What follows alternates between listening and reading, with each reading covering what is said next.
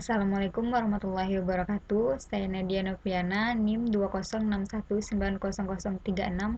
Di sini saya akan menjelaskan materi tentang ikatan kristal. Yang pertama, ikatan ion. Ikatan ion merupakan ikatan yang terbentuk akibat dari serah terima transfer elektron antar atom-atom yang berkaitan. Atom yang memberikan atau menyerahkan elektron membentuk ion positif, sedangkan atom menerima elektron membentuk ion negatif. Muatan yang saling berlawanan menyebabkan terjadinya daya tarik-menarik antar ion-ion tersebut sehingga terbentuk ikatan yang disebut dengan ikatan ion. Contoh ikatan ion adalah natrium klorida, NaCl atau disebut juga garam dapur. Natrium tergolong unsur logam dengan energi ionisasi yang relatif besar, sehingga mudah melepas elektron pada kulit terluarnya. Sedangkan klorin, unsur non-logam dengan daya tarik elektron relatif besar, sehingga memiliki kecenderungan menarik elektron. Ikatan ion yang terjadi pada pembentukan senyawa NaCl terbentuk dengan cara atom Na menyerahkan satu elektron terluar ke atom Cl, sehingga membentuk ion Na- dan Cl- dengan konfigurasi stabil seperti halnya gas mulia. Yang pertama, Na memiliki nomor atom 11, berarti konfigurasinya 2, 8, 1, melepas satu elektron pada kulit terluar sehingga menjadi Na+, sama dengan 2, 8. Mengikuti konfigurasi Ne10 sama dengan 2, 8. Yang kedua, Cl memiliki nomor atom 17 sama dengan 2, 8, 7.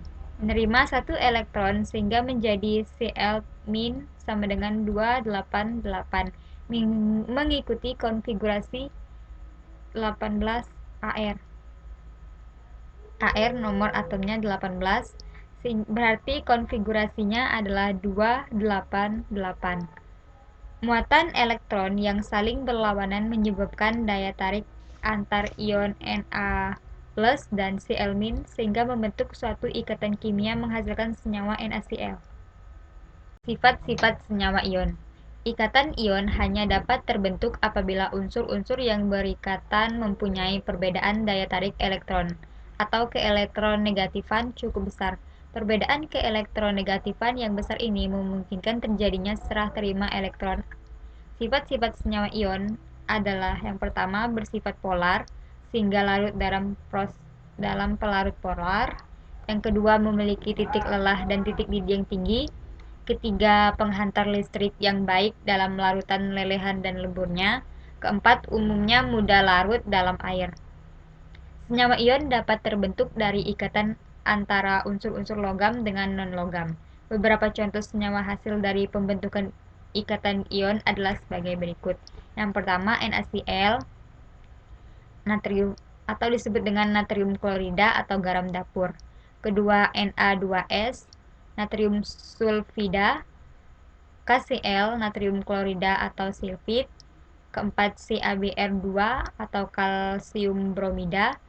Kelima, MgBr2 atau magnesium bromida.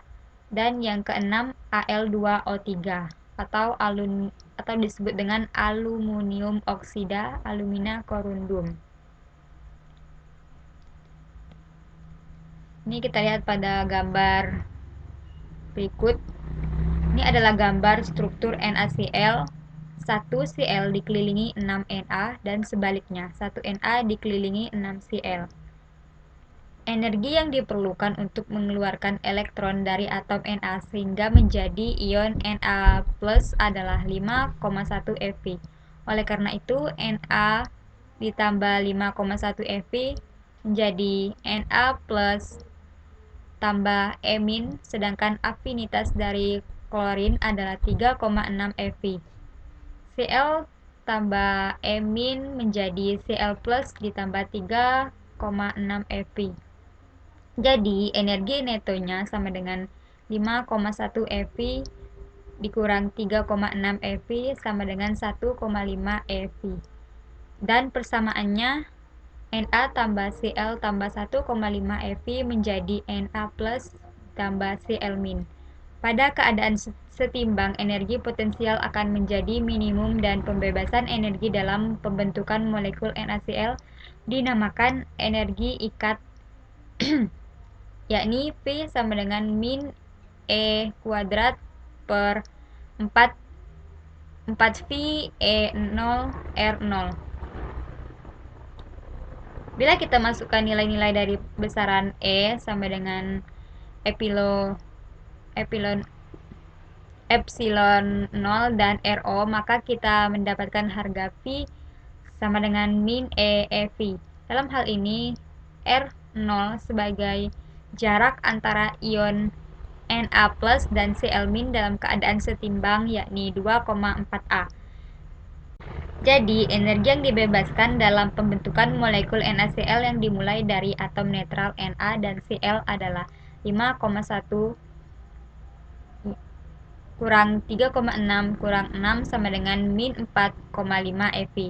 Ini berarti untuk memisahkan sebuah molekul NaCl menjadi ion Na dan Cl diperlukan energi sebesar 4,5 eV. Energi kisi suatu kristal ionik akan berbeda dengan energi ikat dua atom karena pembentukan molekul ionik merupakan interaksi lebih dari dua ion. Energi ikat suatu kristal merupakan energi yang harus diberikan pada kristal untuk memisahkan komponen-komponennya menjadi atom-atom bebas yang netral pada jarak tak berhingga dengan konfigurasi elektron yang sama. Sedangkan energi kisi digunakan untuk kristal ionik, yaitu energi yang harus diberikan pada kristal untuk memisahkan ion-ion komponennya menjadi ion-ion bebas pada jarak tak terhingga. Untuk menghitung energi ikat kristal ionik diperlukan pemahaman gaya-gaya yang bekerja antar partikel. Kestabilan sebuah kristal ionik tergantung pada kesetimbangan gaya-gaya, yakni gaya elektrostatik atau Coulomb dan gaya tolak antar ion serta gaya van der Waals. Oleh karena gaya van der Waals relatif kecil dibandingkan dengan gaya tarik dan tolak, sehingga kita dapat menentukan gaya resultan yang bekerja pada kristal ionik tersebut. Kita mengetahui bahwa posisi kesetimbangan akan tercapai jika besar gaya tolak sama dengan gaya tarik. Muatan dari dua ion Z1e dan Z2e yang dipisahkan pada suatu jarak r, maka besar energi tariknya min Z1 Z2E2 per 4V E0R, sedangkan energi yang besarnya min E2 per 4V E0R, min 4E2 per 4V E0R, dan 9E2 per 4V E0R. Apabila dua atom tersebut masing-masing bersifat monovalen, divalen, dan trivalen. Oleh karena itu, energi potensial Coulomb untuk kristal tersebut dapat dituliskan sebagai min Z1 Z2E2 per 4V E0R. Yang kedua, ikatan kovalen. Ikatan kovalen terjadi apabila dua atom atau lebih saling memberikan elektronnya dan akan membentuk elektron urunan atau sharing elektron. Kita telah mengetahui bahwa tiap-tiap elektron beredar mengelilingi intinya. Maka pada elektron urunan tersebut di atas beredar bersama-sama di antara atom-atom dan menghasilkan gaya tariknya antara elektron dengan atom induknya. Sebagai contoh, molekul hidrogen H2, elektron-elektron urunan menjadi milik kedua proton. Dalam hal ini, gaya tarik yang dilakukan oleh elektron urunan dan proton lebih besar dari gaya tolak di antara elektron maupun proton. Akan tetapi, bila kedua proton saling mendekat, maka gaya tolak akan meningkat. Pada kedudukan setimbang, energi total molekul H2 adalah min 4,5 eV. Berarti untuk memecahkan molekul tersebut menjadi dua atom diperlukan energi 4,5 eV. Di samping itu, gaya tolak antara dua atom dan dapat muncul dari prinsip larangan Pauli. Hal ini suatu sistem tidak boleh dua elektron dalam tingkat kuantum yang sama, sehingga beberapa elektron dipaksa ke tingkat energi yang lebih tinggi daripada yang ditempati semula. Akibatnya, sistem tersebut akan memiliki energi yang lebih besar daripada sebelumnya dan menjadi tidak stabil. Dengan kata lain, elektron-elektron akan lari menjauh satu dengan yang lainnya untuk menghindari pembentukan sistem tunggal. Keadaan fisis ikatan kovalen dalam zat padat sama seperti dalam molekul. Telah diuraikan di atas, gaya tariknya berasal dari konsentrasi muatan elektron sepanjang garis yang menghubungkan inti berurutan dengan gaya tolaknya berasal dari prinsip larangan Pauli. Beberapa kristal yang memiliki ikatan kovalen adalah intan, silikon, germanium, dan timah putih. Pada tabel 1.4, zat padat kovalen. Kita bisa lihat sama-sama, ini ada kolom kristal, jarak tetangga terdekat, energi, EV, kohensif.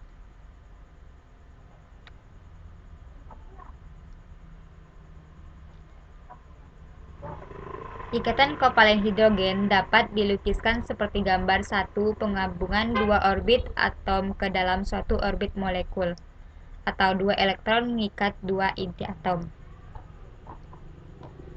Pada gambar A, dua orbit atom terisolasi.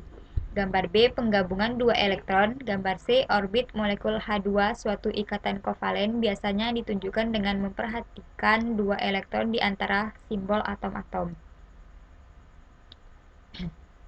Dalam hal ini, simbol titik atau dot merupakan elektron dari atom sebelah kiri, dan sedangkan simbol bintang merupakan elektron dari atom sebelah kanan. Kesetimbangan antara gaya tarik dan repulsif dalam molekul hidrogen terjadi pada jarak 0,74 A dan energi yang diperlukan untuk memisahkan 4,5 eV. Jadi dapat dituliskan H2 ditambah 4,5 eV menjadi H tambah H. Sifat ikatan kovalen pada umumnya berupa gas dan cair. Selain itu, kristal kovalen cenderung keras dan mudah rusak serta memiliki titik lebur dan titik didih yang rendah. Yang ketiga, ikatan gas mulia. Gas mulia adalah sebutan untuk unsur-unsur golongan 8A dalam tabel periodik.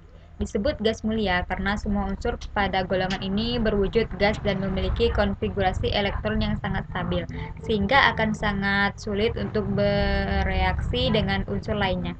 Unsur-unsur gas mulia antara lain adalah helium, neon, argon, krypton, xenon, dan radon. Gas mulia memiliki sifat-sifat yang bisa kita ketahui. Sifat-sifat ini dibedakan menjadi 3 macam, yaitu sifat atomik, fisik, dan kimia. Sifat atomik, molekul-molekul. Pada sifat atomik, molekul-molekul gas mulia terdiri atas satu atom. Unsur-unsur gas mulia memiliki jari-jari atom yang semakin besar apabila dilihat dari atas ke bawah. Tapi energi ionisasi memiliki semakin kecil seiring dengan bertambah jari-jari atom, sehingga semakin mudah melepaskan elektron. Unsur-unsur golongan ini memiliki elektron valensi 2 dan 8, yang menandakan semua elektron pada kulitnya sudah stabil dan berpasangan. Yang kedua, sifat fisik. Berdasarkan sifat fisiknya, gas mulia memiliki titik leleh dan titik didih yang sangat rendah. Titik didih dan titik leleh unsur-unsur gas mulia lebih kecil dari suhu kamar 25 derajat Celcius, sehingga seluruh unsur gas mulia berwujud gas. Titik leleh dan titik didih unsur-unsur gas mulia dari atas ke bawah akan semakin bertambah seiring dengan bertambahnya massa atom dan jari-jari atom. Kerapatan unsur-unsur gas mulia juga akan semakin bertambah dari atas ke bawah. Yang ketiga, sifat kimia. Unsur-unsur gas mulia memiliki konfigurasi elektron yang stabil karena semua elektron pada kulit terluarnya sudah berpasangan atau penuh. Hal ini menyebabkan gas mulia cenderung sulit bereaksi dengan unsur lainnya. Namun saat ini sudah ada beberapa unsur gas mulia yang dapat bereaksi dengan unsur lain yang sangat elektronegatif, yaitu xenon dan krypton. Selain itu, konfigurasi elektron yang stabil ini juga menyebabkan gas mulia bisa digunakan sebagai penyingkatan konfigurasi elektron bagi unsur lain. Contohnya, Ne sama dengan 1s2, 2s2, 2p. Ar 1s2, 2s2, 2p6, 3s2, 3p, dan selanjutnya. Bisa kita lihat. Lanjut, Seperti yang sudah disebutkan sebelumnya, unsur-unsur gas mulia terdiri dari 6 unsur, yaitu helium, neon, argon, kripton, xenon, dan radon. Masing-masing unsur tersebut akan dijelaskan lebih lengkap berikut ini. Yang pertama, helium. Helium merupakan unsur gas mulia terbanyak kedua di alam semesta setelah hidrogen. Helium terbentuk dari peluruhan zat radioaktif, yaitu uranium dan thorium. Gas ini merupakan zat yang ringan dan tidak mudah terbakar. Meskipun wujudnya berbentuk gas, helium dapat dicairkan dalam suhu yang amat rendah dan tekanan yang tinggi. Selain tampilannya yang tidak berwarna, helium juga tidak berbau, tidak berasa, dan tidak beracun. Namun apabila terhirup tubuh, gas ini dapat menyebabkan suara menjadi tinggi, sakit kepala, dan perasaan tercekik. Manfaat helium yang lain adalah dapat wujud cair padat. Wujud cair helium dapat digunakan sebagai zat pendingin karena memiliki titik uap yang sangat rendah. Kedua, neon. Neon ditemukan oleh ahli kimia bernama Sir William Ramsay dan Maurice M. Travers pada tahun 1898 di London, Inggris. Ketika Ramsay mendinginkan beberapa sampel udara hingga menjadi cair dan memanaskan cairan tersebut, ia mengambil gas yang keluar saat cairan itu mendidih. Ramsay lalu memisahkan sisa-sisa gas yang belum teridentifikasi dan menemukan zat-zat baru yaitu kripton dan neon. Meskipun gas ini tidak berwarna, neon akan memancarkan warna orange kemerahan jika berada pada medan listrik bertegangan tinggi. Selain kegunaannya sebagai pengisi lampu, neon unsur gas mulia ini juga dapat berfungsi sebagai penangkal petir, pengisi tabung revisi, dan dalam wujud cair, neon dapat digunakan sebagai zat pendingin. Yang ketiga, argon. Argon merupakan gas terbanyak ketiga yang terdapat dalam atmosfer bumi setelah nitrogen dan oksigen. Argon terbentuk dari peluruhan zat radioaktif berupa kalium dan terdapat di kerak bumi. Unsur ini memiliki tingkat kelarutan dalam air yang sama dengan oksigen, bahkan 2,5 kali lebih mudah larut dibandingkan dengan nitrogen. Argon bersifat tidak reaktif ketika berada dalam medan listrik. Argon akan memunculkan warna lilac atau ungu. Unsur gas mulia ini banyak digunakan di bidang industri, baik dalam wujud gas maupun cair. Kegunaan lainnya, argon adalah sebagai gas inert yang melindungi dari bunga api listrik saat proses pengelasan, produksi titanium dan unsur reaktif lainnya, serta digunakan sebagai lapisan pelindung dalam pembuatan kristal silikon dan germanium. Yang keempat, kripton. Kripton merupakan gas yang paling langka di atmosfer dari unsur-unsur gas mulia lainnya. Sama halnya dengan neon, kripton ditemukan oleh ahli kimia bernama Sir William Ramsay dan Maurice M. Travers dari sisa-sisa gas pada sampel udara cairan yang dipanaskan kembali hingga mendidih. Tidak mudah terbakar dan tidak beracun. Pada kondisi normal, kripton bersifat tidak berwarna dan tidak berbau. Namun apabila diletakkan pada medan listrik bertegangan tinggi, kripton akan memancarkan cahaya berwarna putih. Kelima, xenon. Setelah Sir William Ramsay dan Maurice M. Travers menemukan kripton dan neon, di tahun yang sama mereka kembali menemukan unsur gas mulia yang lain, yaitu xenon. Xenon ditemukan dalam residu yang tersisa dari hasil pemanasan sampel udara cair.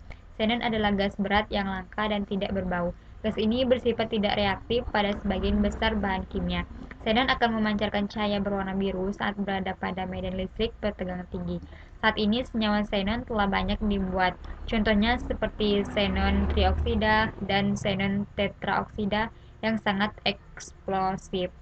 Xenon juga dianggap tidak beracun meskipun banyak senyawanya yang beracun karena sifat oksidasinya yang kuat. Dan yang keenam, radon. Radon merupakan unsur gas mulia yang bersifat radioaktif. Radon terbentuk dari penguraian radium, zat kimia radioaktif dari unsur logam. Radon tidak mudah bereaksi secara kimia, namun sangat berbahaya bagi kesehatan karena sifatnya yang radioaktif. Radon tidak berwarna, tapi apabila didinginkan hingga membeku, radon akan berwarna kuning, sedangkan radon berwujud cair akan berwarna orange kemerahan. Meskipun kegunaan radon sebagai radioterapi kanker, Apabila gas ini terhisap cukup banyak, justru akan menimbulkan penyakit kanker paru-paru. Dan yang keempat, yaitu contoh soal perhitungan sederhana. Di sini ada dua contoh soal, bisa kita lihat sama-sama. Yang pertama, berapa energi kolom kristal NaCl yang memiliki konstanta Madelung 1,748 dan jarak antar ion 0,4 nm. Jawabannya bisa kita lihat di sini. Jawaban akhirnya yaitu V sama dengan 6,3 eV. Selanjutnya nomor 2. Energi ionisasi atom Na sebesar 5,1 eV dan afinitas elektron Cl adalah 3,6 eV. Molekul NaCl berada pada jarak kesetimbangan 2,4 A. Berapa energi yang dibebaskan dalam pembentukan molekul NaCl? Jawabannya adalah, bisa kita lihat langkah-langkahnya. Jawaban akhirnya kita peroleh energi yang dibebaskan sama dengan 5,1 dikurang 3,6 dikurang 6 eV sama dengan min 4,5 eV. Itulah penjelasan dari saya. Terima kasih. Wassalamualaikum warahmatullahi wabarakatuh.